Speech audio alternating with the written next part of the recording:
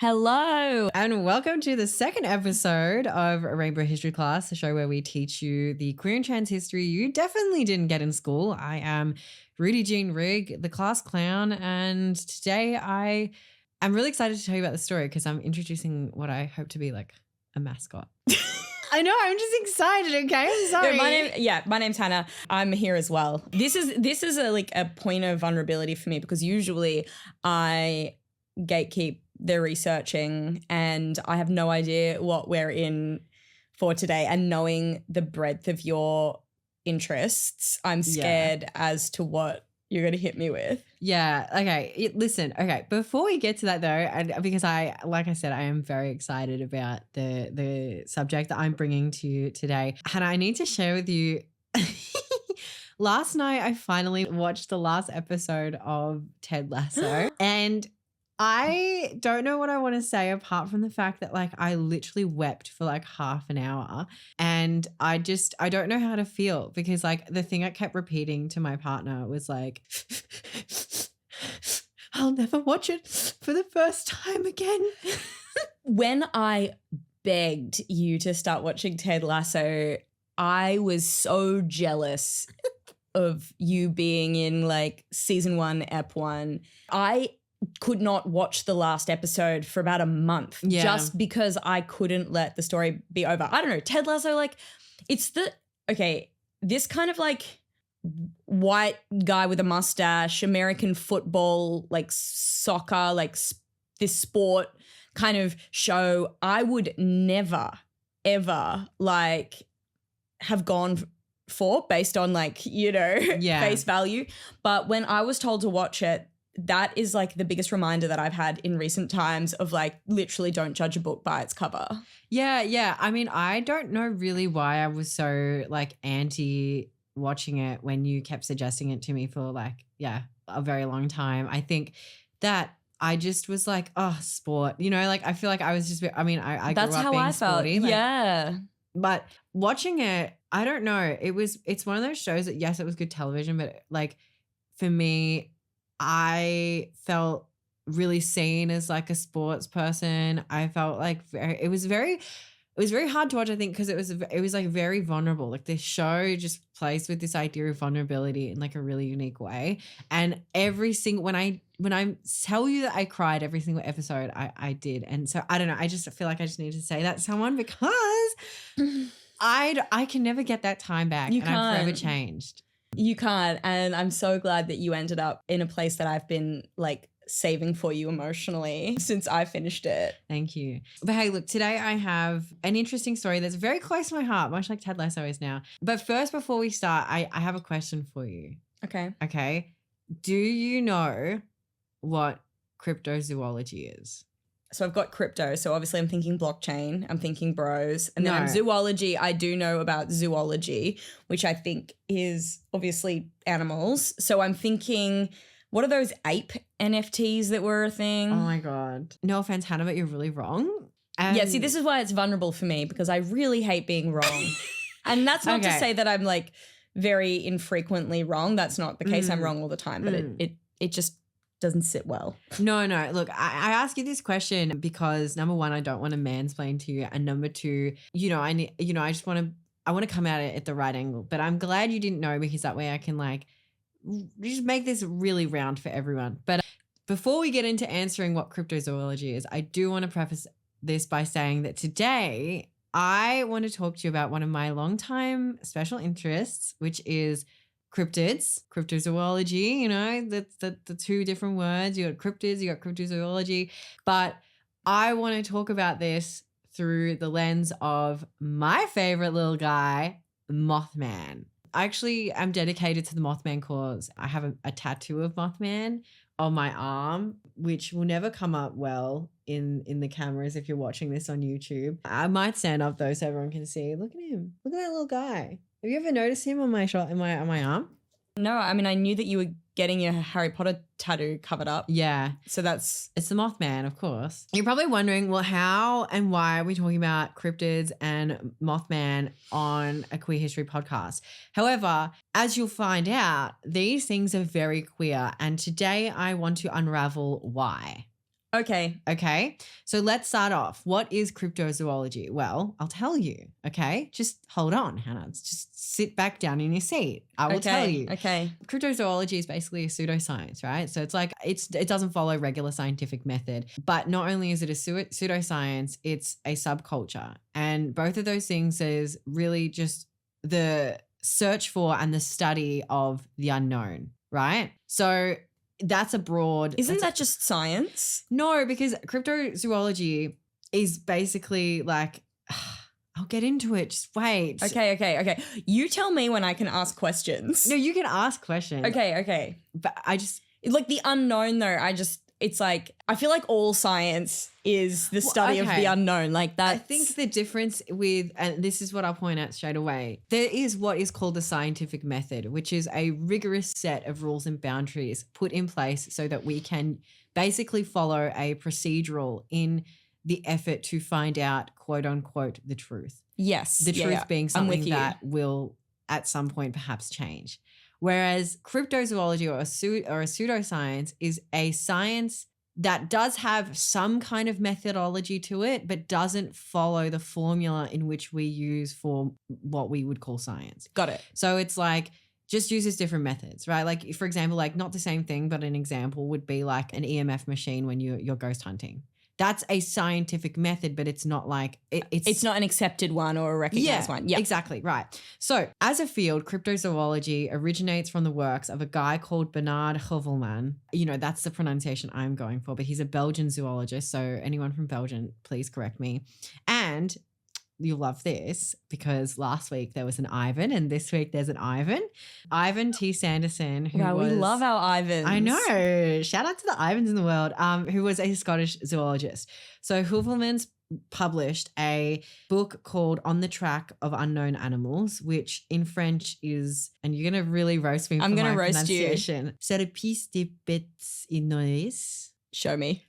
I want to know how close I was. Sur la piste des bêtes ignorées. I'm going to give myself a 70% there because I find French accents really hard. So he came out with this work in 1955, which, you know, at the time was a landmark piece of work among cryptozoologists that then caused this sort of landslide of more work coming out after that. This book that he published was really the first time the phrase cryptozoology was used, right? So when did he publish it? In 1955. Right. Okay. Yep. He published this book. It gained traction. The culture of cryptozoology started to flourish. And then the term cryptozoology came out later in 1959. And that term is attributed to Ivan Sanderson. Got it. So these two guys are like really contributing to this culture and community back in the 1950s, but it's still relatively new. Got it. That's cryptozoology. So that is, again, the study of the unknown, and it mostly looks at like animalistic creatures. Okay. So like the Loch Ness Monster, Bigfoot. So there's Bigfoot, there's the Loch Ness Monster. What about giant squid? Well, that's a real thing. Okay. The Fresno Nightcrawlers, those little guys. Is it like vampires? No. So zombies? No. So vampires, zombies, and werewolves are like, they are too humanoid to be considered a cryptid, and they fall more underneath the like banner of supernatural being. Okay. So there's Bigfoot, there is the Loch Ness Monster. Oh, the mega shark. That's also probably just a real shark. So the thing is, and Megalodon. Well, yeah, that a little bit more. I think you're touching on something that it raises a good point in that the things that you're mentioning are like, they're just animals, right? Whereas cryptids are surrounded by folklore and stories, which is something that I will get into, but it's really important to the queerness of the Mothman. Got it. Okay. So like the wolf in Little Red Riding Hood. No, that was just an animal. Like that was just like a furry wolf. But it talks. Yeah, that's just like... Got it. I mean, I think I've got it. Okay. I think I've got it. I think I've heard of the Loch Ness Monster and I've heard of the Abominable Snowman. Yeah, cool. Okay, so they're two cryptids. Now, got it. For those of you who are still wondering what cryptids are, the Oxford English Dictionary defines a cryptid as follows. An animal whose existence or survival to the present day I'm going to start that again. The Oxford Dictionary defines cryptid as an animal whose existence or survival to the present day is disputed or unsubstantiated. Any animal of interest to a cryptozoologist. So we're really looking at things that are like plausible, that have like plausible deniability in Like there. if basically it's like if there's like an old drunken sailor Like in sirens. a pub, they would tell you about this thing and the time they saw it. Yeah, like as in Australia, we have things called like, well, actually, to be fair, I think a lot of Australian cryptids are like misappropriation of like First Nations stories. So yeah, but I think the Mothman is definitely not one of those misappropriations. So do you believe in cryptids? Because I mean, I sort of do in a way, but I don't think we've ever spoken about it. Like, I think so. I was in Scotland and I was very like sold on the idea of the Loch Ness Monster. Yeah. And I went to Loch Ness and I sat there for like quite some time. Look, I believe in aliens. I believe in ghosts. I believe in vampires and zombies. So I guess I do. I believe in pretty much everything, but I probably don't necessarily believe them in the way that the mythology kind of surrounds them. You know, like I do believe there are like, for example, like vampires, but I think that they probably, like I've met some, like I feel like they suck energy instead of blood. I do believe in ghosts, definitely.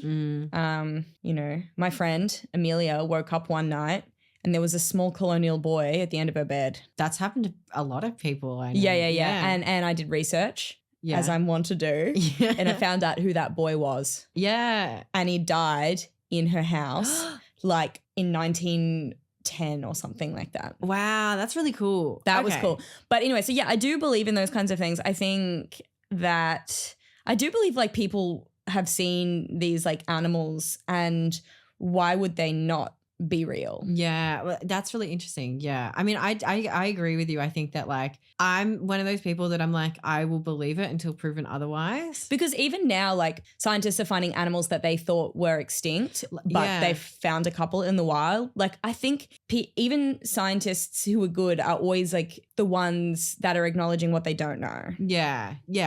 I like that. Okay, so now we've had a little bit of a 101 on cryptozoology and cryptids and what they all are.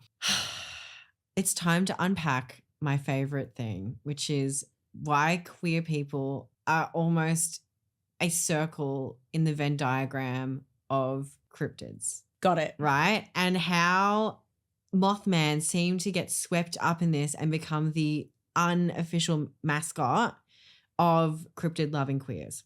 Okay. So CLQs.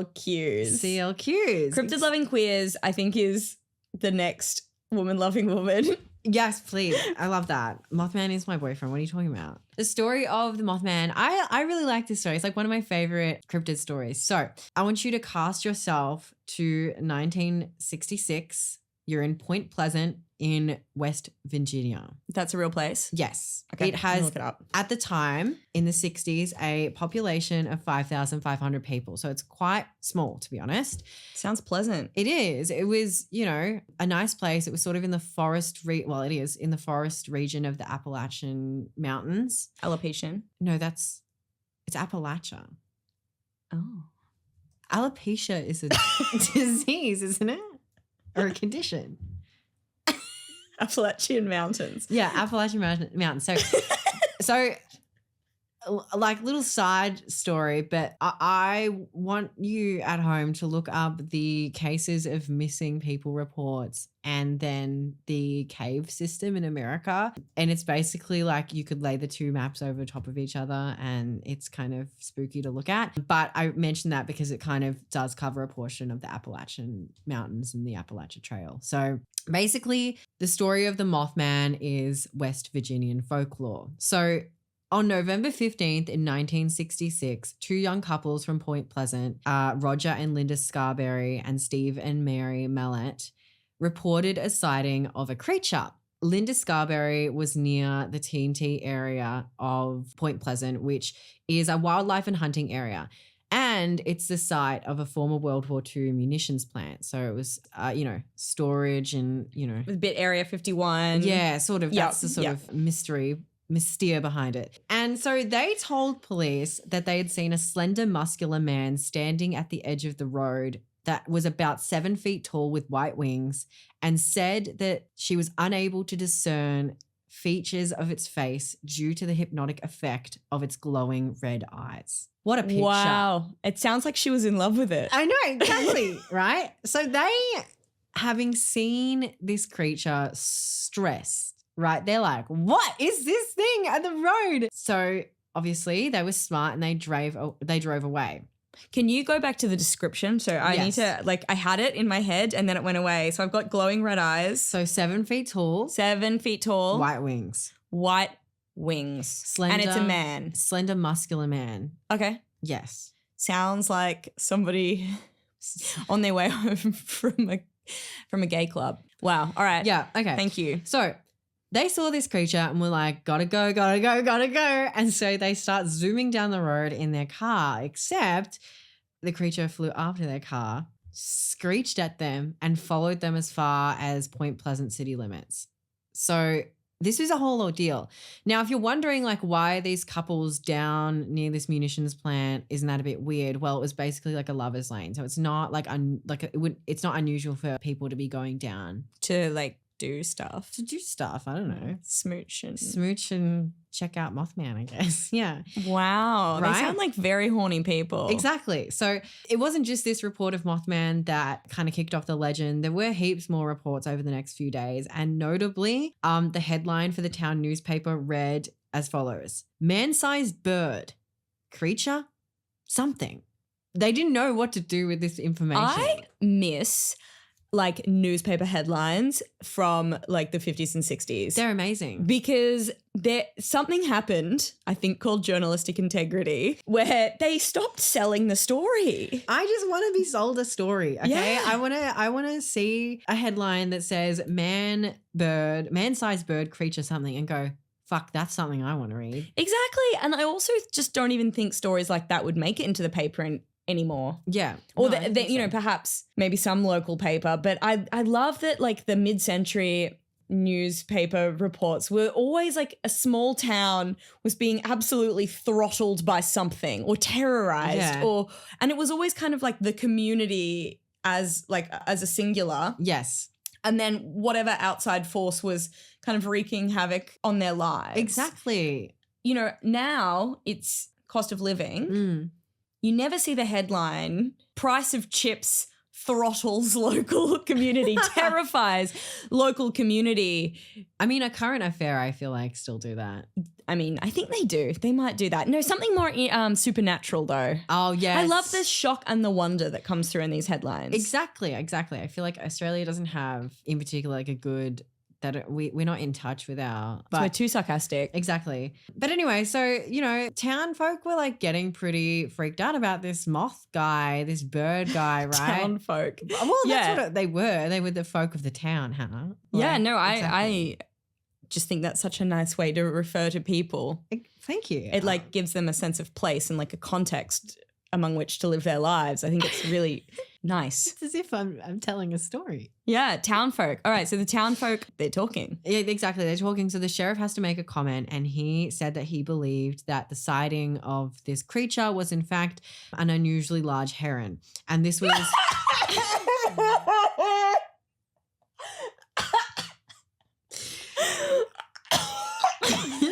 Oh my God. Why do I find that so funny? I think it's because the heron doesn't fit the description, this No, woman's description at all. Like they don't even have, like, have you seen a heron? No, because wait, it gets better. A biologist chimed in and said, I agree. So a biologist corroborated what the sheriff had said and said that the descriptions and sighting matched that of a sandhill crane. Sand hill crane. Like this I do get when because one thing I know from watching like Midwestern like films and stuff is that the sheriff's always an idiot. That's a stereotype and trope, but also ACAB. So yeah. Yeah, exactly. So I'm kind of like, I don't know what he was thinking with heron, but the biologist coming in, I'm like, this I can see because this like has red like eyes. Yeah. not white wings, but red eyes. And I think they do seem like, I feel like this feels more like. But does it look like a moth that's also a man?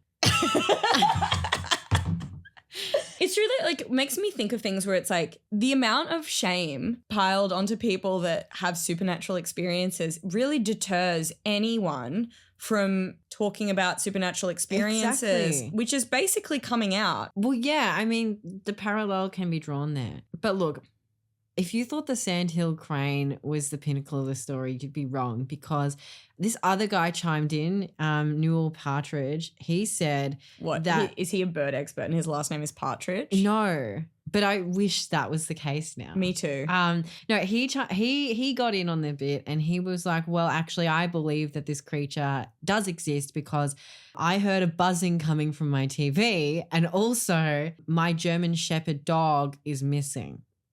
Which before you laugh, I'm not yet. before you laugh, Okay. at this point is interesting. I found when I pieced together the puzzle of this story, because in the original report by the couples that saw Mothman down in the munitions area, said that Mothman wasn't just on the side of the road, like striking a pose. He was actually hunched over a German Shepherd dog, like eating it. So Hang on, no, but I thought that they said that he was just standing there and chased them. exactly. This is where it gets a bit conflicting, but I think it's interesting how the dog comes up in twice. And I wonder, like, was a dog just sort of thrown in for like dramatic flair, or was it a genuine like sighting, initially?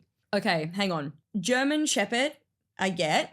Buzzing from the TV, that like in the 60s, come on, TVs were not. Well, they were buzzing already, but I think it's just one of those sort of, I'm going to call it like a symptoms of like a cryptid experience, in that it like, it's quite common for people to, in supernatural or, cryptid experiences, to say that they heard buzzing. But like, if you've ever had an anxiety attack, like your ears buzz sometimes. So if you're under like high stress, I can imagine If you had lost, up. if you'd lost your German Shepherd, Yeah. Stress. the world would start buzzing. Yeah, exactly. So that is, the initial year that we saw Mothman, but it gets sort of, the Mothman folklore doubles down the year after, because This guy that came out though and said, actually, my German Shepherd is missing and my TV was buzzing, like I think he just wanted, he just wanted to be part of it. yeah, he needed a TV repair guy, and like, Yeah, he just wanted to, and I relate to him. I think he just he's making the most of a situation. Yeah, he just really wanted to be involved, which exactly. is nice. So fast forward to 1967, and there is a tragic event in which the Silver Bridge in Point Pleasant collapses and kills 46 people. And this leads people to then say that Mothman was sighted there and or was reason for the bridge to collapse, which really cemented Mothman in Point Pleasant as like local folklore, because, a tragedy had occurred, and then this guy who at this point in time had only really been like seen to have maybe like munched on a dog for a midnight snack is now the sort of center of a huge tragedy. And this kicked off Mothman then being reported at other large tragic events over the years, such as Chernobyl, the 1999 Moscow apartment bombings, and even 9/11. So Mothman went from being kind of quite frivolous to being like the blame for big world events. When actually he's probably like a superhero, like in Spider-Man. Maybe. Spider-Man, Cryptid. No. Fine. So I just needed to look up at this bridge. Yes. So did they come up with any idea of how this Mothman could have caused a bridge to collapse? I feel like, well, this is the thing.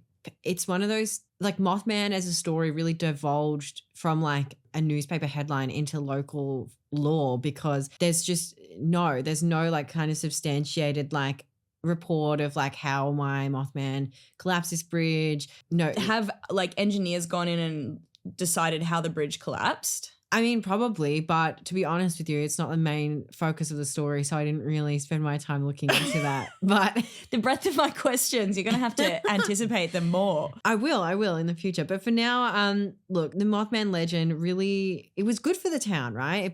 It brought business into Point Pleasant because people from other regions started becoming interested in the sort of legend of Mothman. Greetings from Point Pleasant, home of the Mothman, Literally. postcards. Well, they expanded far past postcards. They have a Mothman diner, a festival that boasts 10,000 attendees annually, a museum and a statue. Plus, obviously, the film in 2002, The Mothman Prophecies, really popularized the Mothman as like this. I really want to take you to Point Pleasant. I really want to go. I would love to take you to Point Pleasant. Well, last year when we were on that train from North Carolina to New York, we went through West Virginia, and like for that like 45 minutes, I was like, was I asleep? yeah. So this is a story of the Mothman. And up until this point, I really haven't mentioned the word gay for a long time. So get it in. gay. The gays will turn off. Exactly. How did Mothman become a gay icon and sort of, add to this sort of canon of queer cryptids? Well, there's a few things we need to go through before we get to that answer because it's a little bit of a complex one. I want to start with why we love folklore, because that's really important. Folklore is one of those incredible album. It is.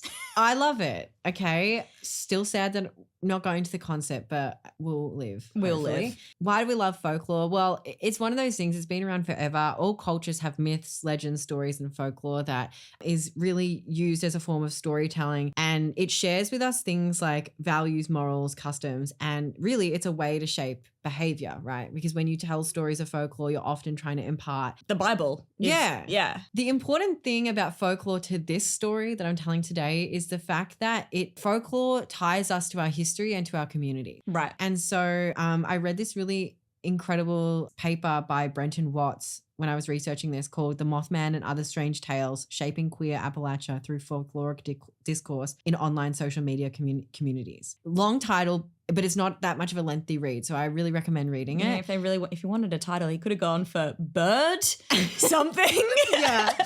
That's a headline. And in this paper, Watts says that folklore gives us something to talk about, and that they argue that the way that we talk about folklore also reveals a lot about how we forge and maintain our identities through interaction with others. So already we have this sort of like call and response in terms of like figures that we use in these folklore stories and what they mean to communities, and then therefore how communities respond to figures that resemble those in the stories. So it's like, okay, in the story of Mothman is this sort of like kind of maybe scary, overarching, unpredictable, like unidentifiable creature that was sort of like almost never given a chance to like do anything nice or good, and then all of a sudden is having the finger pointed at them. Yeah. Which is kind of similar. Oh, right? You know what's interesting though? I feel like that conversation really, or that idea around folklore and how it's really important to like communities to bring people together and have something to talk about. That is just the best articulation of my opinion or the way that I've spoken about Gala,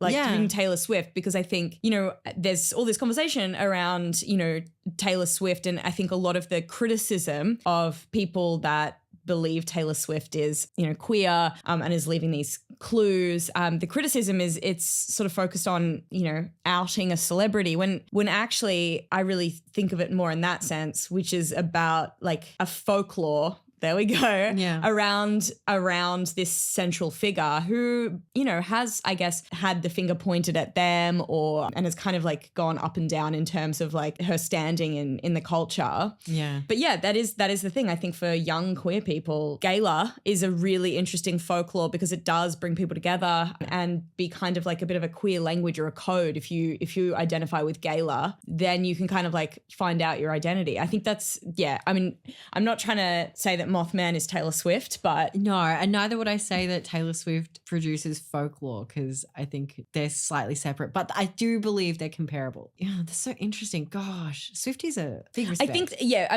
it's a law. Well, that's the thing. It's a law. Yeah. It's a law that is surrounding an individual that is actually severed from who that individual is or isn't, or them entirely. Exactly. Like, you know, something like the Gala phenomenon is not about Taylor Swift It's at all, not. really. If Mothman is real and is out there, the Mothman kind of Canon. phenomenon, Yeah. no one knows a thing about Mothman. No, he could be an accountant for all we know. Yeah, like it's not really about him. It's about coming together around him. Yes, and exactly. a scapegoat for our fears. Exactly. So for queer people, cryptids are a way to explain how being queer makes them feel, or how, you know, like just generally like how to explain queerness in a way that is sort of direct, because it's like, again, like we said, it's a comparable, like it's quite easy to explain. If that fails, it's just through relatability, being able to relate to these characters again that are like kind of ostracized and not easily explained because maybe there's not enough language. Another example, not of a cryptid, but just of like how random figures can be co-opted into the queer community, is the Babadook, which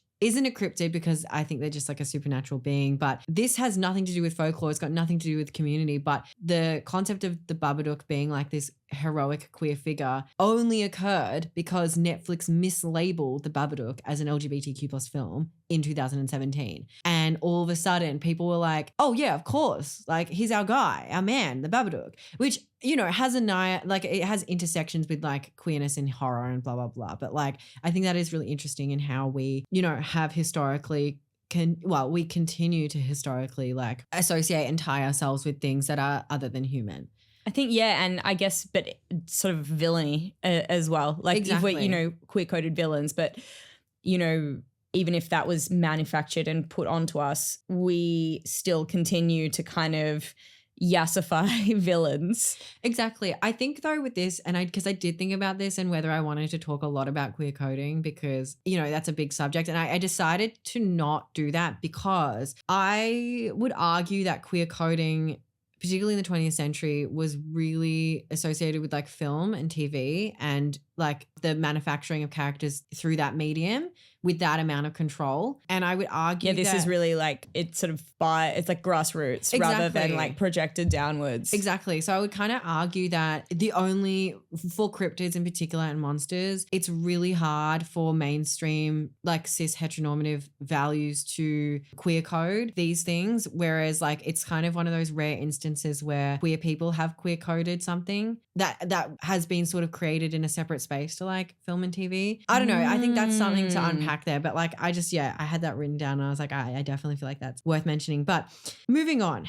So obviously through this, we can see that really there is this sort of phenomenon that's happening in that people obviously love cryptids, they love monsters. And so we have these spaces opening up, particularly when the internet really kicked off, where there was sort of these communities where sort of I would call them like weirdos would hang out, you know, and I say that really affectionately, and people who were not, you know, who clearly had interests that weren't football or like, you know, like, I don't know, something else that's popular. What else is popular? Cooking. What are people's interests? I don't know. This is mine. Yeah. Right, do you know what I mean? Like they're not dancing. These people aren't hanging out on like Martha Stewart forums. Do we know of anyone pre-internet that was queer that found any kind of solace in Mothman? Well, that's a good question. I'm not sure. I mean, probably like on a personal level, but there were no like queer Mothman clubs. I mean, we'd have to like you said, go grassroots and try and find them, but.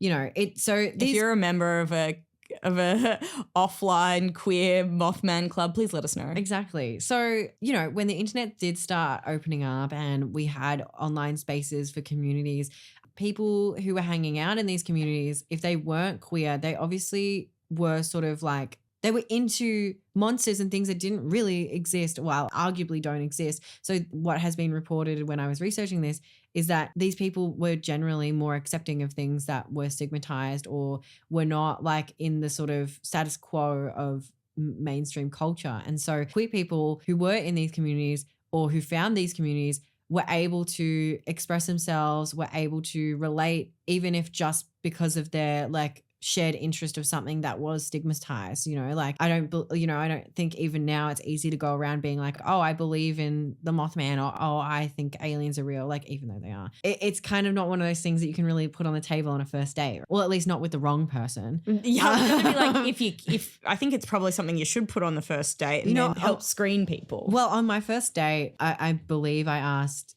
my partner Luke both if he believed in ghosts and aliens, and then his reply was, I picked up some really weird stuff on my sleep recorder. I don't know what it was. I think it's a demon. Do you want to listen to it? And so we've been together for 5 years. It really worked out for me.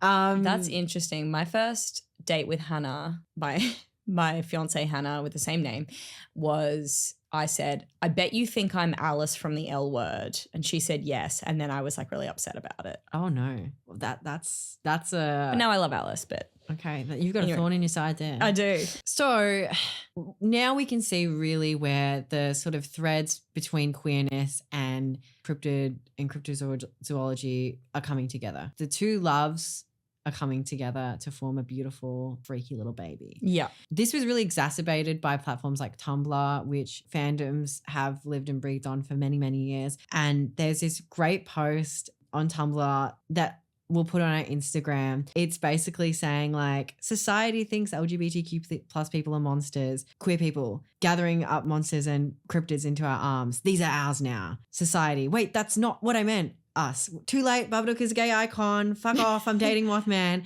Like, it's kind of that sense of reclamation, right? We're doing something that we're very good at. We're reclaiming a narrative and we're remixing source material, which is so queer. And I think that's something that we've done forever. But it also plays into the sort of the whole concept of like loving and feeling represented and wanting to protect and champion cryptids and monsters. I think really comes down to a quote I found as well when I was researching, that someone said that my existence is accepted, but it's also denied, which is kind of like how people think of monsters and cryptids. Like obviously you'll always get someone that's like, no, that absolutely does not exist. But there's a lot of people that go, well, but then they also are going like, oh, that's so silly to believe that, you know? Sort of similar. Yeah, there is a sort of interesting narrative around, well, there has been around queerness, or this sense that the way that we were demonized or hated in the society over, you know, maybe the 20th century or something like that was always like out of step with, or like disproportionate to how much like our queerness was like valid or believed. Yeah. Like it was kind of terrifying, but on an individual level, there was so much like, it's, you know, that doesn't really exist, or that's not really a thing, or like, you know, it's a phase. Well, it's like, I mean, even if you compare like, so for example, like, you know, all these people saying that they saw Mothman, like I was watching a bunch of news reports over the years of, you know, people in Point Pleasant being interviewed about their experiences with Mothman. And when they're being interviewed on like a one-on-one basis, a lot of them are like, yeah, I saw Mothman. Yep. Seen him a couple of times. But then when you look at it on like a community and larger level, it's just like there's this sort of manufactured sense of panic, which I think is like comparable in a way to like trans panic that we're seeing like over the last couple of years. I think that's, yeah, it's so true, because on this one-to-one level, there's a sort of there's kind of like a ignorance, or you're not too worried about it, or like, you know, somebody maybe who's trans and you're just like, oh yeah, I know Rudy. Exactly. But yeah, collectively there's like the panic comes out. Yeah, it's really bizarre. So I guess really what happened is that sort of that reclaiming of like things that have scared a large group of people, right? Like the Mothman really freaked people out and they were really wanting some answers. And I think, you know, other like cryptids like the Loch Ness Monster, the Fresno Nightcrawlers, the Chupacabra, like they're all sort of things that aren't camp. They're not necessarily queer coded, but they are, I guess, characters or like figures that the queer community can easily see themselves in or co-opt as like community figures in a way, you know, to sort of like, again, like we're remixing folklore into our own sort of lore and canon. And it just so happens that that really flourished on the internet. And when I think about why or how this happened, I think it is really hard to find one single line of A, B, C, D equals queer people love cryptids. That doesn't exist. And I think it's because it's like a really intersectional experience in terms of folklores being something that have a very long and complex history. And then also I think something that, you know, we haven't really spoken about, but I think is really interesting is the fact that we're finding this really interesting overlap of neurodivergent folks who also really love cryptids and monsters and supernatural, or have a really similar special interest or hyperfixation with.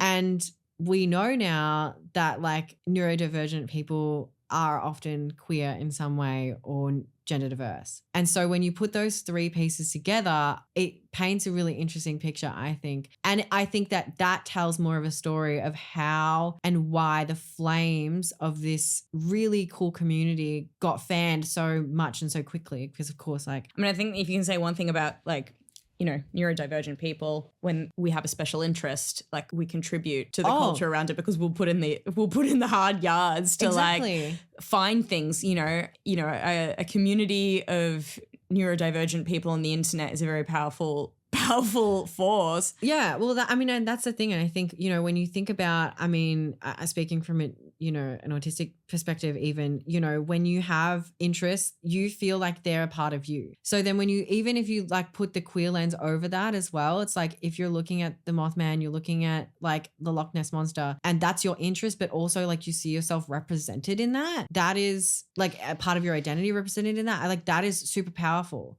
I also think they're, you know, like what we're talking about is monsters. And I think on two levels. So the queer people have been called monsters for, you know, most of modern history in a post-colonial Western sense. And then you also have trans people, like that would be even another level in terms of like trans women in particular were like seen as the ultimate monsters, you know, like in Psycho. And yeah, there's also a sense of like people that are autistic or neurodivergent in some way have grown up being pathologized, either outcast from society or feel like monsters, or just told there's something wrong with them or they're not human. Yeah. Because, you know, a human brain is this and there's something outside of that. It's that really you interesting. Like I think it's Gaelic folklore of changelings. Yes. And I'm saying back in the day in that I don't know the exact date, but people are now thinking that the folklore of changelings was actually not in fact like because of any sort of fairy or seen that, yeah. It's because of the sort of expression of autistic traits in like babies and toddlers. And how that was disconcerting and it couldn't possibly be put down to anything other than like something other than human. Yeah. Like it's just bizarre. And I think we could see that in so many different cultures and folklores. But I think that's the thing. It's like the thread that connects this together is like a human should be heterosexual, have a brain that's wired in a certain way, should be cisgender, should be, you know, this is what a human looks like. And, you know, you can even see it with like race as well. You know, First Nations people here were considered not human. Yeah. And that's the case, you know, in so many like colonized places. There's this idea of like what a human is. And then the answer to anyone that falls outside of that is they are not human. And what is not human? If not an animal, but a monster. Yeah. And I think that's probably where we get this narrative around cryptids and the people that love them. Yeah. And now I love them. Exactly. I think if you're listening to this or you're watching us and you're thinking, wow, like this must be like really scary. I can't get into this. Like I'm a little baby. I would really recommend just Googling queer cryptid and just checking out some of the incredible fan art. A lot of it's like really fun and silly and it is camp now, which I think is reflective of like modern queer culture. And I feel like once you get into it and hopefully after listening to this episode, it's a nice little recluse and it's a nice little corner of the queer community, which I personally like to lean into. And I think that it is really interesting. So thank you for listening into my wild ramblings about the Mothman and cryptids. I could go over some other cryptids, maybe in later episodes or some other parts of cryptozoology. Maybe I'll do an episode on vampires or something. That'd be really fun. But yeah, I'm glad I finally got to share my interest with you. I am absolutely hooked. Thank you so much. Like we've gone from me thinking it was somehow blockchain related into me finding a kindred spirit in a man. No. A Mothman. A Mothman. Thank you. And if you want to see some of that art that you spoke about, Rue, you can check it out on our socials at Rainbow History Class on, Instagram, TikTok, all that kind of thing. You want to tell them about the Patreon? Oh yeah, we have a Patreon. If you want to head over there and not only support what we do here and make sure that we can keep doing Rainbow History Class, but also reap the benefits of the additional exclusive content like bonus episodes, behind the scenes content, as well as, things like pre-sale links to merch and live shows. I would highly recommend going over to our Patreon. Yeah, take a look. But thanks for tuning in to Rainbow History Class. I am Rudy Jean Rigg. And I'm Hannah. And look, as we always say, not everything's gay, but there's gay in everything, including Point Pleasant, West Virginia.